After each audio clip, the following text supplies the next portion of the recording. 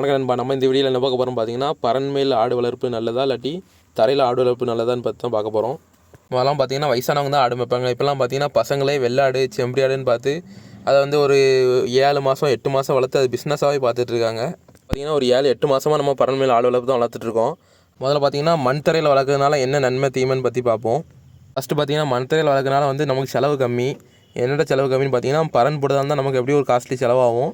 பார்த்திங்கன்னா நமக்கு மிச்சமாயிரும். மண் தரையில் வளர்க்கறதுனால பார்த்திங்கன்னா ஒரு 4 தட்டி வாங்கினா போதும், சுற்றி 4 பக்கமாக வச்சு விட்டு நம்ம அடைச்சிடலாம். ஒரு 10 குட்டி வளர்த்துடலாம். இது மாதிரி மண்ணில் வளர்க்கறதுனால பார்த்திங்கன்னா வெயில் காலத்தில் மட்டும்தான் யூஸ் ஆகும். மற்றபடி மழை காலத்தில் பார்த்திங்கன்னா தண்ணி உள்ளே அடிச்சிடும், சவுதி தேங்கிடும்.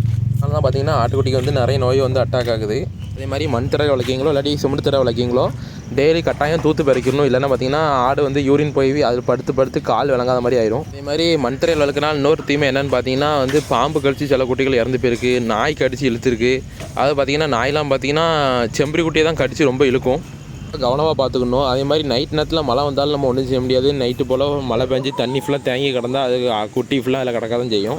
சொல்லுறது இவ்வளோ பிரச்சனைகளும் எப்போதும் நடக்குமான்னா இல்லை, எப்போமாவது ஒரு தடவை நடக்கலாம். அப்படி நடந்தாலும் நம்ம ஒன்றும் செய்ய முடியாது. நம்ம சட்டுன்னு ஒரு செகண்டில் போயிடுச்சுனாலும் நம்ம ஒன்றும் செய்ய முடியாது, நமக்கு ஒரு லாஸ் தான். ஸோ நம்ம எந்த அளவுக்கு குட்டியை காசு கொடுத்து வாங்குதோமோ அந்த அளவுக்கு நம்ம குட்டியை கேர்ஃபுல்லாக பார்த்துக்கணும். இப்போ எதுக்கு இது சொல்லுதுன்னு பார்த்தீங்கன்னா, வந்து ஃபுல்லாக செம்பரி ஆட்டு இந்த மாதிரி தரையிலே போட்டு வளர்த்துருவாங்க. இப்போ பார்த்தீங்கன்னா தரையில் போட்டு வளர்த்தா நிறைய நோயெல்லாம் அட்டாக் ஆகுது. அதனால தான் பரண்மேல் ஆடு வளர்ப்புன்னு ஒன்று கொண்டு வந்தாங்க. ஆனால் அதுலேயும் பார்த்தீங்கன்னா கால் உள்ளே போயிருது, அது மாதிரி கால் ஆட்டுக்குட்டிக்கு வளையும் அப்படிங்கிற நிறைய பிரச்சனை வந்துச்சுன்னு சொன்னாங்க. ஆனால் நமக்கு அந்த மாதிரி நெகட்டிவ் ரெஸ்பான்ஸ் எதுவும் அந்த மாதிரி தெரில. பரண்மேல் ஆடு வளர்க்கறதுனால பார்த்தீங்கன்னா நம்ம மண் தரையில் என்ன தீமை சொல்லியிருப்போமோ அது ஃபுல்லாமே பரண்மேல் ஆடு வளர்ப்பில் பார்த்திங்கன்னா எல்லாமே நன்மை தான். அதுக்கு பார்த்திங்கன்னா மழை காலத்தில் சேஃப்டியாக இருக்கும். அது மாதிரி நாயிட்டேருந்து இந்த பூச்சிட்டேருந்து எந்த தொல்லையும் கிடையாது. அது மாதிரி பார்த்திங்கன்னா எந்த நோயுமே அவ்வளோ சீக்கிரத்தில் வந்து அட்டாக் ஆகாது. பரண்மேல் ஆடு வளர்க்கறதுனால மெயினாக என்ன நன்மைன்னு பார்த்திங்கன்னா டெய்லி தூக்குறது செலவு கம்மி. அதாவது பார்த்திங்கன்னா மண் தரையில் பார்த்திங்கன்னா டெய்லி தூத்துட்ருக்கணும், கட்டாயம் தூக்கணும். இதில் பார்த்திங்கன்னா அப்படி தூக்க வேண்டிய செலவு கம்மி. அந்த ஓட்டையில் ஓட்டி கீழே போயிடும். அப்படியும் மேலே கிடக்குது பார்த்திங்கன்னா லைட்டாக நம்ம வந்து ஒரு மாதத்துக்கு ஒரு திருப்பி வந்து லைட்டாக அப்படி அலம்பி விட்டாலே போதும், கீழே போயிடும். அது சொல்லுறது யாருக்கு நல்லதோ இல்லையோ பேச்சுலர்ஸ்க்கு நல்லது. அதாவது பார்த்திங்கன்னா சில பேர் படிச்சுக்கிட்டே சைடில் இந்த தொழில் பண்ணுன்ட்டு சைடு தொழிலாக பண்ணுவாங்க. இதை அவங்க வந்து பார்த்திங்கன்னா டெய்லி கடந்து தூத்துட்டு இருக்க முடியாது வேலைக்கு போகும்போது. ஏன்னா ஆடு சாணி ஃபுல்லாமே டேரெக்டாக கீழே விழுந்துடும். இதே மாதிரி கீழே விழுந்தாலும் நல்லா தானே செய்யணும் அப்படின்னு கேட்காங்க. நம்ம கீழே விழும்போது பார்த்திங்கன்னா நமக்கு டைம் கிடைக்கும். நல்லா வந்து பார்த்திங்கன்னா அது சாணி ஃபுல்லாக புழுக்கெல்லாம் சேர்றதுக்கே நமக்கு வந்து ஒரு 4-5 மாதம் வந்து தேவைப்படும்.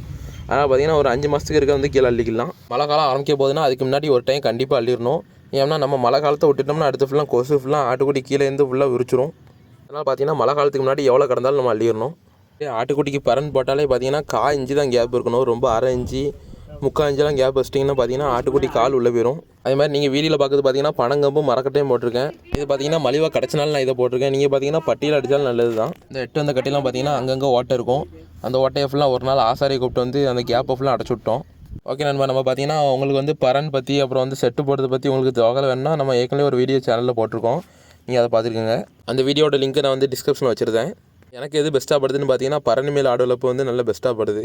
நண்பா உங்களுக்கு எது பெஸ்ட்டாக படுதோ அதையும் கமெண்ட் பண்ணுங்கள். அதேமாதிரி உங்களுக்கு வேறு எதாவது கருத்து இருந்தாலும் அதை கமெண்ட் பண்ணுங்கள். மற்றவங்க பார்க்குறது உங்களுக்கு அது யூஸாக இருக்கும். ஓகே நண்பா, அடுத்த வீடியோவில் பார்க்கலாம்.